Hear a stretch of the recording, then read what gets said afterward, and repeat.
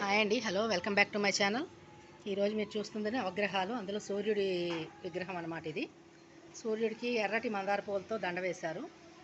సూర్యుడికి ఇష్టమైన రంగు గోధుమ రంగు అంటారు. గోధుమలతో ప్రసాదం పెడతారు. అలాగే గోధుమ రంగు ఉన్నటువంటి పూలతో కూడా చేస్తుంటారు. వీళ్ళు ఎర్రటి మందార పూలతో వేశారు దండ. ఆదివారం కాబట్టి ఆదిత్య హృదయం చదివితే రోగాలు తగ్గుతాయి అంటారు. చూడండి, నవగ్రహాలన్నిటికీ పూజ చేశారు.